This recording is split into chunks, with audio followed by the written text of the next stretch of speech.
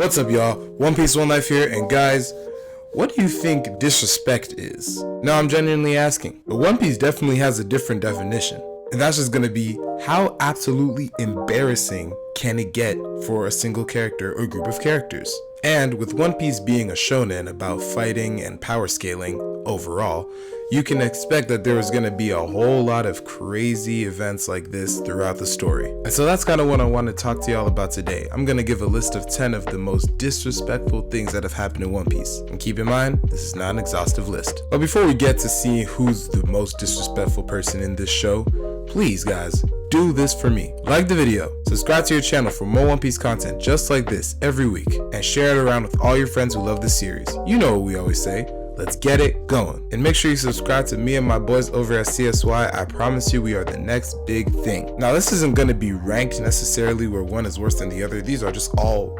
horrible events. So we're just going to talk about them in the way that I have them written down on my list. And the first thing we're going to talk about is what Doflamingo did to Smoker. So let me paint you the scene, right? It's the end of the Punk Hazard arc.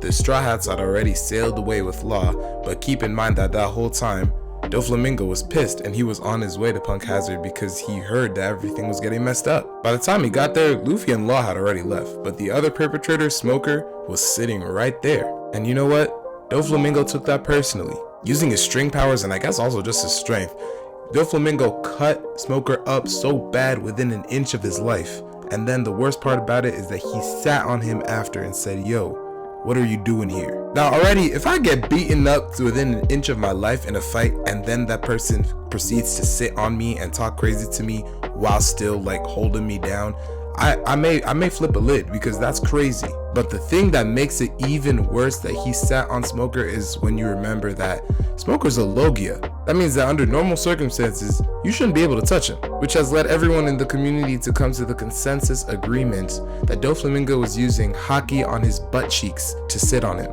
And you see that right there, that already takes the cake for me. If you have to use haki to sit on me and you still proceed to do it and I'm still getting dogged, I'm done. No wonder Smoker's been out of the story for so long. He's been trying to lick his wounds after that embarrassment. But you know what's more disrespectful than embarrassing one person?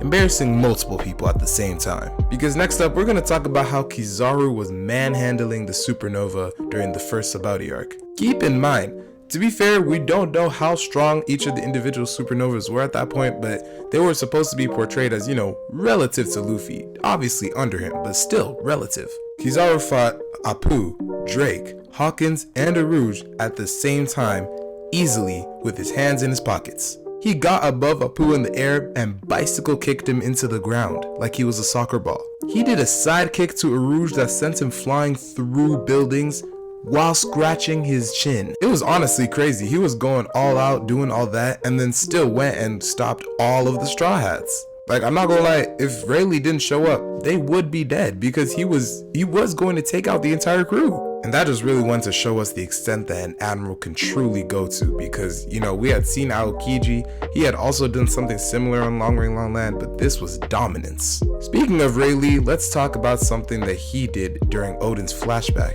During the Roger Pirates versus Whitebeard Pirates clash during Oden's flashback, we see that there's a moment where Marco, using his entire Phoenix Fruit, his power that he's had for years, comes flying straight in to attack. And all Rayleigh had to do was put up a single finger, haki it up, and then point to stop Marco's entire charge. Imagine trying to put your all into a fight. Imagine you're throwing a whole punch with your entire body weight behind it, and the person you're fighting stops you with a single finger. It's not okay. And I think that when Rayleigh was doing that, he was even talking crazy because he said, "Young man, don't think I'm not serious. With this one finger, I can probably beat you."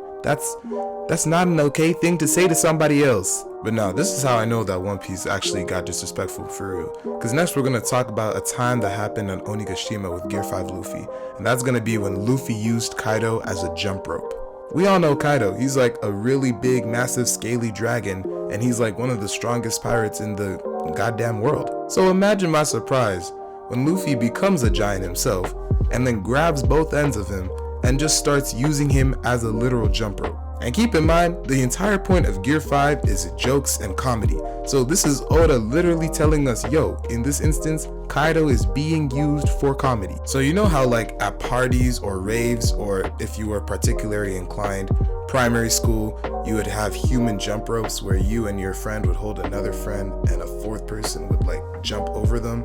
Yeah, this is basically that, except Luffy did it alone and Kaido was not his friend. And if you think that you've seen the last of Luffy, keep in mind he's going to be appearing a lot more times on this list. In fact, he's about to appear again, because next we're going to talk about that time when Luffy walked past both Big Mom and Kaido and ignored both of them. Now keep in mind the context of this scene.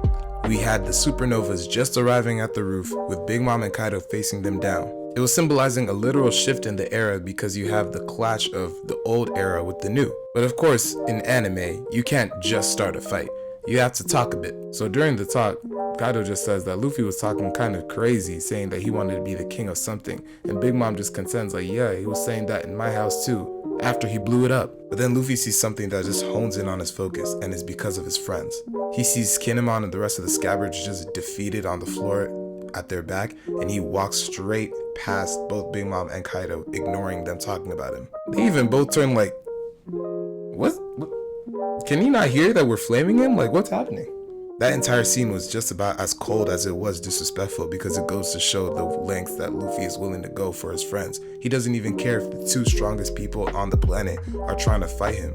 He only cares about what he sees in front of him, his goal and his friends. Sticking with the Wano theme, let's talk about something that happened at the end of it, which was Shanks' Wi-Fi hockey against Greenbow. Now this was embarrassing for Greenbow for a multitude of reasons. First of all, this is the first time that we've actually seen him do anything, because he was introduced technically during the Reverie, but this is the first time that we actually saw him in action. And within one chapter of his introduction, we see him get absolutely punked by Shanks, who, keep in mind, wasn't even on the island when it happened. Shanks was miles away at sea, but he sent his Conqueror's Haki so far that it zapped Greenbow out of his huge transformation.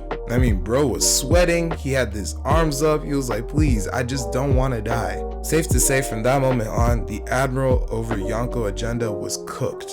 Because how can you take any of the Admirals seriously after seeing that? Since we're already talking about Shanks, let's just keep going on the Shanks train, because the next thing we're going to talk about is how Shanks really took out Kid's entire crew with one swing.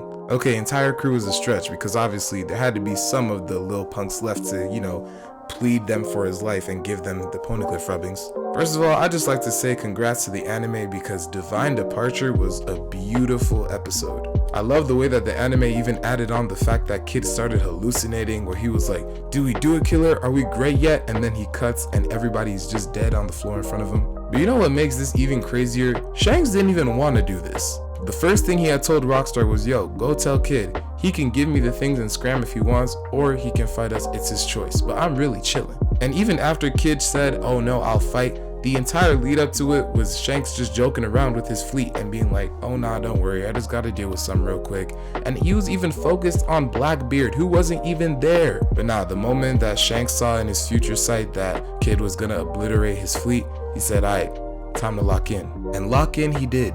I'm not gonna lie, when I read that chapter, my soul elevated, because I was so happy that that bum was finally out of our faces. Like I always say, there's always time for kid slander.